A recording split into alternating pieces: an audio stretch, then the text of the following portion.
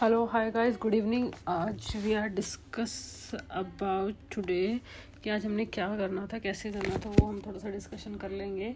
आज मैंने आरईसी और पीएफसी दोनों भाइयों को निकाला था। पीएफसी और आरईसी को पीएफसी की मैंने 900 क्वांटिटीज़ ली थी और आरईसी की मैंने 700 क्वांटिटी ली थी।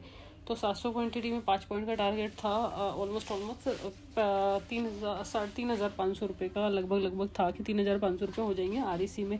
और पीएफसी में जो हमारा टारगेट था वो 530 के आसपास का था। बट जो एंट्री जो मेरे को मिली यहाँ पे 9:17, 9:20, 9:20 पे, तो ये गलती से 9:45 पे 25 पे सेल आउट हो गई थी ना। ये 20 में ली थी मैंने और 25 ये 30 गई थी। अब 30 में ये लगा लो 900 क्वांटिटी थी तो 5,000 का डेंट तुम्हें यहीं पे मिल गया। तो तुम्हें ये भी तो पता चलना चाहिए 900 क्वांटिटी थी, 520 रुपये में बाई किया और 530 तक गया है तो 9,000 रुपये तो तुम्हारे पीएफसी में प्लस हो रहे होंगे। इसने तो खैर ज़्यादा पॉइंट दिए ही नहीं। 557 पे बाइंग थी और 557 से 3 रुपये ही इसने 6 रुपये के आसपास दिया। तो 6,742 4,200 रुपये इसने दिखाए होंगे, 10,000 रुपये के अराउंड इसने दिखाए होंगे भाई साहब ने। भाई यहाँ पे बुकिंग करनी बहुत ज़रूरी होती है। 520 से 530 रुपये का है। तुम्हें लगता है अपर सर्किट लग जाएगा। सीडीएसएल में अपर सर्किट लगा था। सीडीएसएल में अपर सर्किट लगने का एक कारण था सीडीएसएल में उस टाइम पे। तो चीज़ें जो पैटर्न रिपीट हो गए ना, तुम्हारा भी क्या चल रहा है, तुम्हारा लॉस पैटर्न चल रहा था। तो तुम्हारे दिमाग में हरदम ऐसा रहता है कि लॉस कवर करना। मार्केट ने तो नहीं बोला था ना लॉस करो, मार्केट ने तो नहीं बोला था ना। तो तुम्हें हरदम ही ऐसा लगेगा कि आज बड़ा टारगेट मिलेगा। जिस दिन बड़ा मिलेगा उस दिन तुम बैठोगे नहीं। तो थोड़ा सा ना लॉजिकली ही चलना पड़ता है। सीडीएसएल में देखो, सीडीएसएल में हम आपको दिखाते हैं। आपको दिमाग में था ना सीडीएसएल की तरह चलाना जाए। पहले तो सीडीएसएल में यहाँ फ्रेश ब्रेकआउट आया था उस दिन। ये फ्रेश ब्रेकआउट था यहाँ पे। अगर तुम सारे कैंडल्स देखोगे ये बहुत साइडवेज स्टॉक गया हुआ था, बहुत ज़्यादा दिन तक साइडवेज था। प्योरली लगाओ 14 से तुम ये लगाओ ये जो साइडवेज जो गया है 4 जून से साइडवेज गया हुआ है स्टॉक। 4 जून मतलब जब ये उस दिन गया था तो 20 दिन का कंसोलिडेशन पीरियड था। इसके बाद 20 दिन के कंसोलिडेशन के बाद ये ब्रेकआउट आया था सीडीएसएल में। तो डोंट थिंक अबाउट कि सीडीएसएल में 20% का सर्किट लगा तो तुम्हारे में 10% का सर्किट लगा जाएगा। वो सर्किट आज ना लग के कल लगे तो सुबह क्यों बहस करनी मार्केट से, मेरे को चाहिए। तो सुबह वाली चीज़ों में थोड़ा सा वेट करा जाए कि हाँ पीएफसी कितने का था। 900 क्वान्टिटी ले रखी थी, 520 रुपये में ले रखी थी। 520 से फिर वो 5,000 के आसपास ये बुक हुआ होगा। 520 से 525 में ऑटोमेटिकली बुक हुआ ये। फिर यहाँ पे तूने 25 का वेट ना करके 27 में 2,000 रुपये महंगाई से खरीद लिया यहाँ पे। फिर इसमें देखो 559 की बहुत भाग जाएगा प्राइस भाई सब। 9:45 से लेकर 2:45 तक प्राइस इसी रेंज में खड़ा रहा। तुम्हें अपना टाइम ख़राब करना है, तुम आओ टाइम ख़राब करने के लिए तुम सारी चीज़ें करो भाई। बट कंट्रोल करना तो कौन सीखेगा इस मार्केट में। इमोशंस पे तुम्हारा पैसा गया है, धीरे धीरे करके आएगा। जब तुम धीरे धीरे 2 लाख से 3 लाख रुपए करोगे ना, जब तुम्हें पता चलेगा कि तुमने ये लॉजिक लगा के यहाँ से 10,000 रुपये उठाए थे, ये लॉजिक लगा के तुमने यहाँ से 10,000 उठाए थे, ये वाला लॉजिक लगा के तुमने यहाँ से 10,000 उठाए थे। 10,000 को 10 बार तो करना सीखो यार। यू हैव अ टास्क कि 10,000 को तुम 10 बार बुक करो तो आई विल मेक श्योर कि तुझे कोई भी नहीं हटा सकेगा इस मार्केट से। यार लॉस मेकर का यही तो होता है कि वो लॉस मेकिंग में होता है क्योंकि वो कभी कुछ चीज़ें करना ही नहीं चाहता है, चीज़ों को समझना ही नहीं चाहता। वो सिर्फ पैसा, इधर से पैसा, उधर से पैसा, यहाँ से पैसा, वहाँ से पैसा। जब तुम्हें पता था भाई मत रखो बड़े टारगेट। डोंट थिंक कि तुम्हारे अकाउंट में 20,000 होगा, डोंट थिंक तुम्हारे अकाउंट में 50,000 होगा। Wait for your level, wait for your things. तो भाई ट्रेड शीट सारी शो करती है कि तुमने कब कैसे वेट नहीं किया उन चीज़ों का। तो वो सारी चीज़ें हैं यहाँ पे। तो जब तक तुम वेट नहीं करोगे, अब तुम एक चीज़ भी तो रख सकते हो। तो 2 लाख का है, 2 लाख का तुम्हें 5% कितना होता है? 2 लाख का 5% 10,000 ही तो होता है ना। 2 लाख का 5% जब तुम्हें 2 लाख का 5% मिल रहा है, 2 लाख का 5% 10,000 रुपये भाई बहुत है यार। आज 2 लाख का 5% मिल रहा है। जब तुम्हारा अकाउंट 2,10 का हो जाएगा, 2,10,000 का हो जाएगा, 2 लाख का 10,000 पे 5% वही 11,500 हो जाए।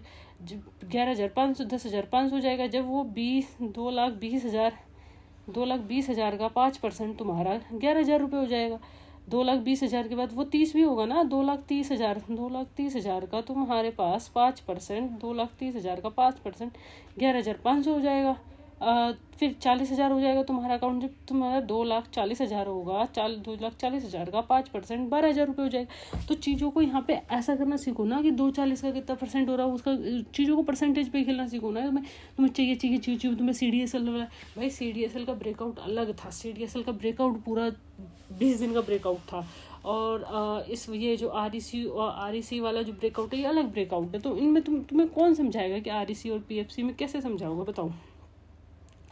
REC में तुम देखोगे तो पहले से गैप अप ओपन था ना ये। पहले तो तुम्हें चीज़ें यहाँ पे तुम्हें थोड़ा सा ना लॉजिकली सोचना पड़ेगा। तुम सिर्फ अभी पैसा पैसा पैसा पैसा पैसा के बारे में सोच रहे हो, जो कि वो चीज़ें पॉसिबल है नहीं पैसे के बारे में ज़्यादा सोचने से ना। क्योंकि जब तक तुम अपने ऊपर सेल्फ कंट्रोल नहीं रखोगे, पैसा पैसा पैसा पैसा पैसा करते रहोगे, भाई पैसा ये कभी नहीं आएगा तुम्हारे पास। और अभी ये प्योर साइडवेज जाएगा, प्योर साइडवेज स्टॉक्स था किसी दिन, इसमें भी सेम है। बट जब ये इस लेवल के ऊपर निकलेगा 540 के ऊपर, तो इसमें फ्रेश बाइंग आएगी। तो अभी तो तुम बहुत साइडवेज स्टॉक्स है, बहुत ज़्यादा साइडवेज था। PFC और REC बहुत ज़्यादा साइडवेज था। लेट्स सी कल हमें ये डाउन में मिले या गैप में मिले, तो हमें वहाँ पे वेट करना पड़ेगा। PFC और REC में भी सेम था। PFC REC, तो यहाँ पे वेट की सिचुएशन की रणनीति होगी। जब तक तुम वेट सिचुएशन की रणनीति, यहाँ पे इसने लास्ट में कितने बजे मूव दिया है, इसने 3 बजे दिया है, 32 का मूव दिया है। और तुमने जो सौदा काटा है वो शायद 28 में काटा है, 28, 29, 30, 31। पहले तुमने 900 क्वांटिटी ली, फिर तुमने उसमें 700 क्वांटिटी ली, 9 7 होते हैं टोटल तुम्हारी 1600 क्वांटिटी। लास्ट में तुमने 1200 उसमें कर ली है, 1200 क्वांटिटी वहाँ पे हो गई। 1200 के बाद 600, 1200 और 600 तुम्हारा होता है 12, 6, 7, 8, 1800 क्वांटिटी टोटल होती है। तो देन तो you should be a wait for the level कि हाँ इसको छोटा छोटा ग्रो करना है, तो वहाँ पे चीज़ें वहाँ पे आ जाएगी। आज HDFC बैंक जो हमारा HDFC था, HDFC में बुलिश बना, बुलिश पैटर्न बना, और बैंक निफ्टी में बहुत अच्छा मूवमेंट आया था। बैंक निफ्टी में बहुत अच्छा प्रीमियम मूव हुए थे, बट एक मूव के बाद पूरा साइडवेज हो गया bank Nifty, pure sideways bank Nifty. तो वो स्टॉप लॉस की महत्वता को समझो, स्टॉप लॉस को समझो, सारी चीज़ों को समझो और अंडरस्टैंड करो, जब भी तुम्हारा कुछ मिलेगा। लास्ट में जाके कॉल या पुट उठाने से कोई फ़ायदा नहीं मिलेगा, कुछ ऐसी चीज़ें नहीं हो पाएंगी और ग्रोथ फेस नहीं हो पाएगा। और चीज़ों को निकलना, प्रॉफिट बुक करके जल्दी से निकलना सीखो भाई। मत लो ट्रेंडिंग मार्केट नहीं चाहिए भाई हमें, और मिलेगा और मिलेगा और मिलेगा, भाई नहीं मत करो और मिलेगा। तुम ये लगाओ, कितने रुपए की थी ये, चलो इस कैंडल में भी एंटर ले लो, 90 रुपये की थी। 90 रुपये से ये 350 रुपये आ रही है भाई। 9,000 का माल तुम्हारा, 9,000 रुपये का माल तुम्हारा मोटा मोटा, 9,000 का माल तुम्हारा मोटा मोटा अच्छा खासा भाव में बिक रहा है। बुरा है क्या वो भाव यार। तो वो चीज़ों में देखो ना कि HDFC कैसे मूवमेंट करा, बैंक निफ्टी ने कैसे मूवमेंट करा, तो वो चीज़ें क्यों नहीं पकड़ पा रहे। दिन का एक ही ट्रेड पंच आउट करो, एक ही ट्रेड से करो, तो वो सारी चीज़ें जब भी तुम्हारे पास ग्रोथ फेस होगा कि एक ही ट्रेड से करना है, एक ही ट्रेड लेना है, 10 ट्रेड नहीं करने, दिन का एक ही करना है, फिर उसके बाद आगे बढ़ना है, तो वहाँ पे चीज़ें ग्रो में आएंगी। ऐसे ग्रोथ में नहीं आएंगी कि गैप अप ओपन हुआ तो कल गैप अप ओपन हुआ तो पुट चल गई, आज गैप अप ओपन हुआ तो पुट चली ही नहीं है, पुट तो भाई दौड़ी ही नहीं है, पुट का तो सिनेरियो ही नहीं था, लास्ट में तुमने खरीद लिया। तो वो वाली चीज़ें बहुत मुश्किल हो जाती है ना। तो अपने आप को समझाना, अपने आप को चीज़ें करना वो बहुत ज़रूरी है। व्हाट इज़ द नेक्स्ट, कल निफ्टी एक्सपायरी, तुम्हारे पास पैसे ही नहीं है निफ्टी के करने के लिए, तो वेट करो, चीज़ों का होने का वेट करोगे तो ही चीज़ें कुछ मिलेगी। और अपना पहले अपने रूल्स लिख लो। रूल्स लिखने से पहले सारी चीज़ें, ये ऑर्डर फालतू पॉकेट के पंच आउट हुए थे, कितने ऑर्डर हुए, टोटल 22 ऑर्डर हुए भाई। जब तुम्हें 2 ट्रेड लेने थे, 2 बाय और 2 सेल, बस 22 ऑर्डर एग्जीक्यूट कैसे कर सकते हो तुम यार। You should control your self यार। दे कॉन्ट्रैक्ट नोट में टोटल कितना खर्चा बैठा है तुम्हारा आज का, तो वहाँ पे कंट्रोल करना बहुत ज़रूरी है। जब तुम कंट्रोल